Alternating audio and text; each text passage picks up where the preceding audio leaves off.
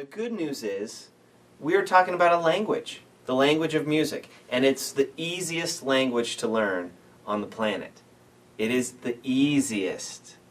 The only reason we're not all virtuoso musicians, but we can speak well in our native language, is because we've practiced our native language over and over. Not 10,000 hours, not 20, I mean thousands and thousands of hours have we worked on, for me, speaking English. If you woke up in the morning and said, and that meant, Mom, I'm hungry, can I have some food? Then if you did that to get some food, we'd all be virtuoso musicians, but we don't. So the reason we're not all virtuosos is we just don't do it enough. We don't speak the language enough. Now, you want to learn to speak the language? You probably want to learn to read the language. So let's dig into reading the language of music. Most of us have to know how to read music on the treble clef. Flute, clarinet, saxophone, guitar, vocals, you name it. The vast majority of us use the treble clef or the G clef to read music. Now some people use the bass clef if you play trombone or something like that, or if you play piano you use the treble and the bass clef to read music. And we're going to do another lesson about the bass clef, but let's start with the treble clef. Here we go. So first we need our staff. And we have 5 lines. And I just read recently that the 5 lines come from our 5 fingers. That's how the people who initially started this system hundreds of years ago, that's how they came up with the 5 lines. And the treble clef looks like this. Now they also call it the G clef because you notice it swooshes around the G line. It does a little curly around the G line, and it also looks like a G. So some people call it the G clef.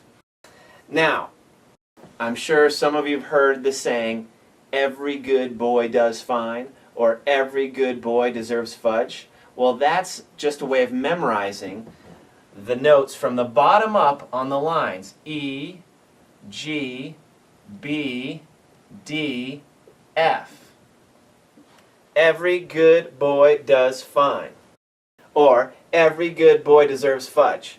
I have one that someone told me many years ago that I love even more. Elvis's guitar broke down Friday. Whose guitar broke down Friday? E, Elvis's. Elvis's what broke down Friday? Guitar, G. Elvis's guitar did what on Friday? Broke down, B and D. Elvis's guitar broke down when? F for Friday. What's the saying? Elvis's guitar broke down Friday. So that's a little sequence I go through with all my new students to get them going with memorizing the lines on the treble clef. Now the spaces spell something we all have. Face.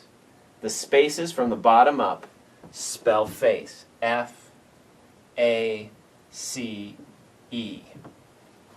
So E, G, B, D, F are the lines, and F, A, C, E are the spaces. That means if I put a note on that bottom line, that's going to be called an E note. If I put a note on the top space, that's going to be called an E note too. If I put a note on the center line, well, that's a B. Does this make sense? Hope so. So this is the G clef or the treble clef. I hope this helps. In fact, you want to memorize this without a doubt. This is something you cannot skip. You must memorize this if you want to read music. And if you learn how to read music, then you don't always have to go to a teacher to learn a new song. You just go buy the music or just download the music. It's just like reading a book. You know, we are learning a language when we're learning music. Without a doubt, this is a language. So you wouldn't want to be a poet and not be able to read or write. So you don't want to be a musician who can't read or write. If you read, the possibilities are infinite on the music you get to play. So, again, last time, E, G, B, D, F are the names of the lines, or Elvis's guitar broke down Friday. And the spaces spell what? F, A, C, E. Hope that helps. Memorize it, learn it, and I'll see you next lesson for the bass clef.